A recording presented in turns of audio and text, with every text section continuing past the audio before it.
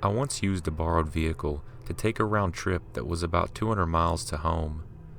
We were going to drive it back within the same 24 hours. Around 50 miles into the return trip, a huge black truck with a trailer stops roughly 400 meters ahead of us at an intersection on an underdeveloped highway we were on. The truck proceeds to wait for us to go by before finally pulling onto the road. To be clear, this person had roughly a full minute and a half to make the turn and waited deliberately for us to pass before moving behind us.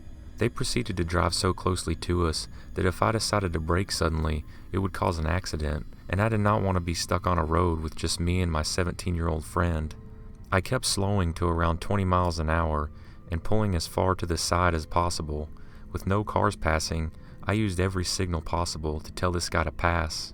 He continued to ride closely behind us for around 60 miles on the middle of this highway in the desert before my friend and I decided to pull into a gas station to relax for a bit. We got some water and food at this random Shell station in the middle of nowhere and finally calmed down. The truck had passed as we pulled in, so I felt way better. We get back on the highway, and I'm not joking, before any other possible turns, we passed the same black hillbilly spray-painted truck, pulled to the side of the road. A guy runs from the bushes, zipping his fly, and hops in the truck.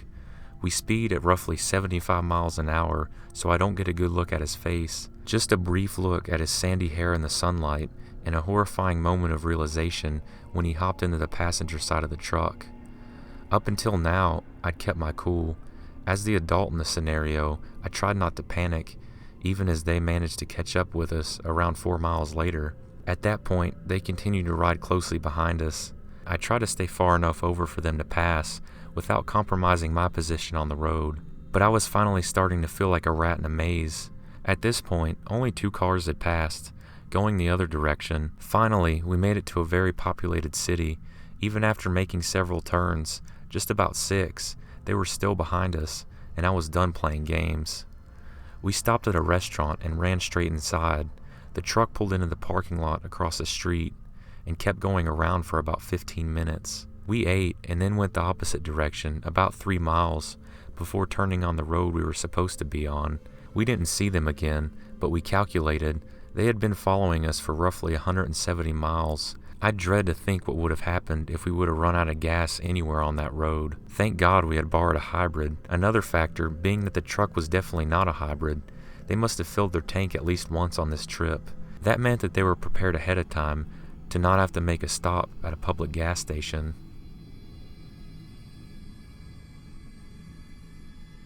One summer, a coworker of mine and her now husband decided to go to Ontario to visit friends and family. While there, they made the decision to camp out over the weekend by one of the many lakes scattered throughout the province. One campground that they had been directed to by friends was beautiful but absolutely packed with holiday goers, and if you're anything like them or myself, you find that the more secluded a campground is, the better. So they choose instead to head down the road a little further, where they had seen signs for another campground. The new site was breathtaking, she said. Absolutely stunning, with huge maple trees and a sandy beach with the waves lapping gently on the shore. However, it was dead empty, not a single camper or a tent in the entire place. But they just couldn't seem to understand why people would choose an overly packed campground while another perfectly acceptable location was just a few kilometers down the road. They didn't think much more of it after that and simply paid for the night and set up a tent while going about their evening business, hanging around the fire and taking in the lovely surroundings. She told me that they went to bed roughly around 11:30 p.m., just after it got dark. My coworker awoke in the middle of the night to a strange feeling. She knew something was wrong, but couldn't put her finger on it immediately in her sleepy haze. She laid there for a while, and rather than drifting back off to sleep, her feeling of unease grew as she pulled further awake. Suddenly, she realized what was wrong. There was breathing, extra breathing, not that of herself or her boyfriend, but the sound of someone else just beyond the walls of their tent. She laid quietly for a second, making sure what she heard wasn't only in her imagination. At this point, fear was gripping her heart and taking breath from her lungs. Slowly and quietly, she shook her boyfriend awake, urging him to be silent. Both of them had no idea what to do. Sure, they could emerge from the tent and confront the person, but what if there was more than one, hiding in the dark? What if they had a weapon? My coworker and her husband didn't have anything to defend themselves with other than basic camping necessities, so they spent the night wide awake, listening while whoever was standing just beyond the protection of the tent breathed easy, occasionally moving from one side of the shelter to the other, but never doing more than lurking. The next morning, the sun came up. They heard footsteps of someone slowly walking away from the tent. They immediately packed up all of their belongings and left the site. Now they had a pretty good idea of why such a lovely campsite like this had been so empty. On their way out, they informed the owner of the campground of their nighttime visitor. It was an elderly couple who claimed to have no idea of who it could have been or why someone would spend the entire night watching their tent. Regardless, they left quickly and never went back. To this day, she still says it was one of the most unsettling and scary nights of her life.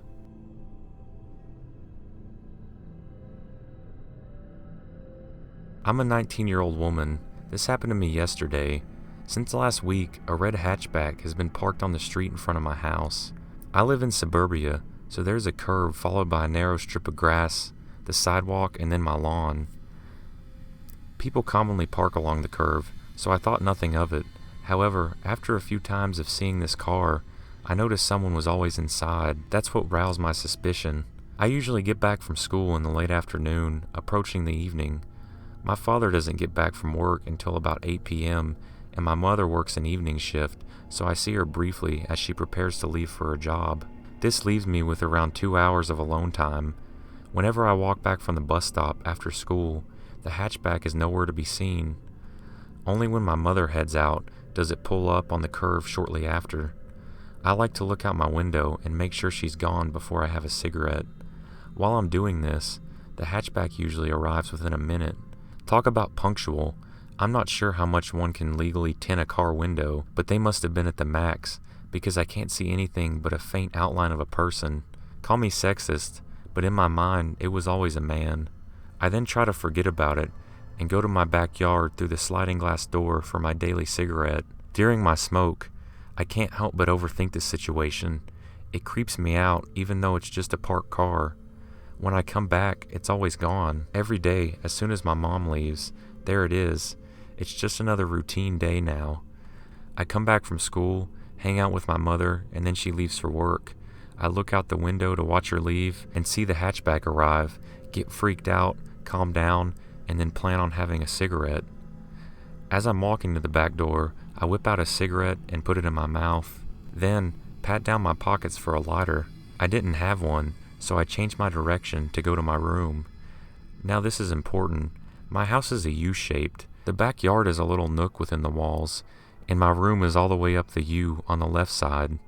I can see the backyard through my bedroom window. While I'm searching for the lighter, I see a guy pressed up against the house beside the sliding glass door trying to hide.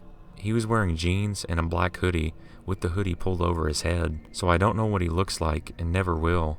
I call the cops immediately and sprint to the living room to check if the hatchback is empty. It sure is.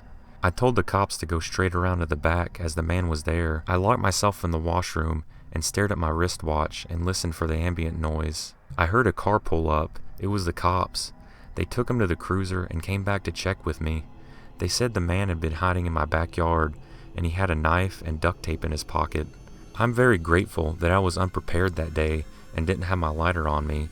However, I'm still paranoid because he really didn't do anything, and I don't know what the cops can do about that, and I'm worried that he'll eventually come back.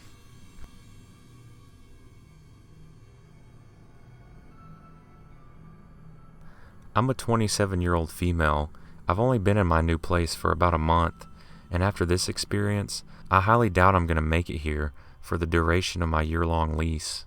The way that these apartments are set up is that each floor has its own set of doors that lead to 4 apartments and a fire escape door that only opens from the inside. I'm on the back side of the building, which places my patio about 10 feet from the fire escape stairs. I take my dogs out about 3 times a day, midnight being the latest I'll go out by myself. And every time I leave my apartment, I put the bar lock on my patio door and lock my front door without fail. About a week ago, we had a snowstorm and I cracked my patio door because I love the cold weather. It was a mistake because I let my guard down. It was around 11 p.m. and decided that since it was getting late, I should take the dogs out for the night and since they both hate the snow, this would be a quick trip. I go to lock the patio door and decide against it because I'm on the 5th floor and I'm only going to be outside for a few minutes. I get the dogs ready, grab my keys, and lock the door as I leave the apartment. I get down to the designated pet area with my snow-hating dogs and then let them do their thing. Then back to the apartment we go, and we get back up safely, or so I thought. This is where I thought I was losing my mind, but in actuality, this is where stuff was about to get real.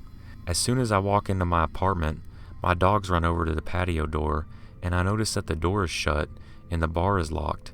Mistake number 2, I immediately think that that's strange, but didn't connect the dots. I go into the kitchen and get the dogs a treat, and both dogs start going crazy, growling at the large cedar chest in my living room. And as I'm walking over to see what the commotion is about, I see a pair of eyes coming from underneath the chest lid. I stood there for about 5 seconds before I realized what I was seeing and calmly walked backwards to my front door, opened it up, and told my dogs, "Let's go outside," and they ran out without leashes, and I immediately get them and myself into the car, lock the doors, and call the police. The police show up in less than 5 minutes, and they go up to my apartment, and after about 20 minutes, 2 officers are dragging this guy, who looks to be in his 40s, out of the building in cuffs. This dude has been watching me since I moved in, and had been stalking out my place, waiting for an opportunity to get inside, because he knew I lived alone. If that's not creepy enough, he had a fanny pack, and he also had a pocket knife, needles, ketamine, and a picture of me from the day I moved in, and his plan was to sneak through my patio door, wait for me to fall asleep, and God knows what else. Needless to say, I didn't fall asleep for days, because I thought he would come back. Luckily, he's still in jail, but I'll never forget those eyes.